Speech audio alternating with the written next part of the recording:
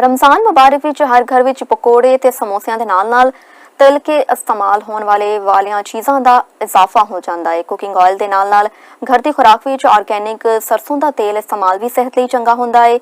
अज भी लाहौर के कई इलाकों विच देसी तरीके नाल सरसों का तेल कढ़िया जाता है। इस हवाले नाल वेखने आ मलिक मुश्ताक की रिपोर्ट।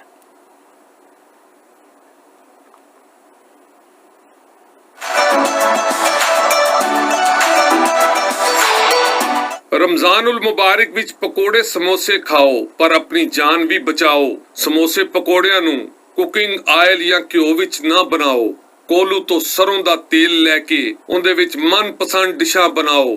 अंदरून ते बैरून लाहौर विच अज भी सरों दा तेल कोलू ते कढ़िया जा रहा है। दुकानदारां दा कहना है कि सरों दा तेल हाले भी बहुत वरतिया जांदा है।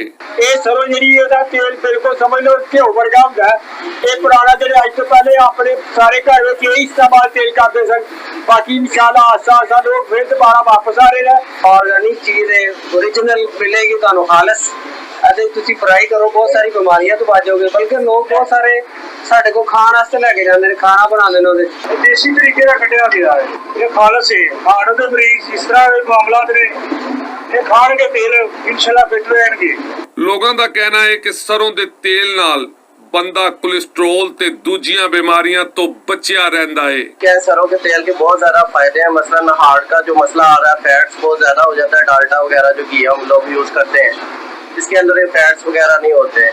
इसके बाद जो स्टमक की प्रॉब्लम्स आ रही है हमारे अंदर बहुत ज्यादा, वो बीमारियां भी हम बच जाते हैं।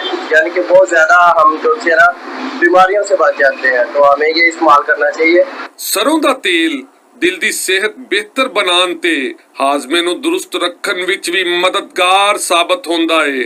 रमजान शरीफ का बाबरकत महीना चल पिया ते साडे घरां दे विच आम तौर ते पकौड़े समोसे ये चीज़ां तल के पकाईयां जांदियां ने ते खुराक दा बड़ा जरिया भी होंदियां ने। अगर उन्होंने तलन वास्ते ਇਹੋ ਜਿਹੇ ਤੇਲ ਕੱਚੀ ਕਹਾਣੀ ਦਾ ਸਰੋਂ ਦਾ ਤੇਲ ਜਾਂ ਉਹ ਤੇਲ ਜਿਹੜੇ ਕਿ ਬਗੈਰ ਕਿਸੇ ਕੈਮੀਕਲ ਤੋਂ ਤਿਆਰ ਕੀਤੇ ਜਾਂਦੇ ਨੇ ਉਹਨਾਂ ਵਿੱਚ ਤਲਾਈ ਕੀਤੀ ਜਾਏ ਤੇ ਸ਼ਾਇਦ ਸਾਡੇ ਜਿਸਮ ਵਿੱਚ ਬਣਨ ਵਾਲੀਆਂ ਬਿਮਾਰੀਆਂ ਘੱਟ ਹੋ ਸਕਣ। ਕੈਮਰਾਮੈਨ ਅਦਨਾਨ ਰਾਜਪੂਤ ਦੇ ਨਾਲ ਮਲਿਕ ਮੁਸ਼ਤਾਕ, सन न्यूज़, लाहौर।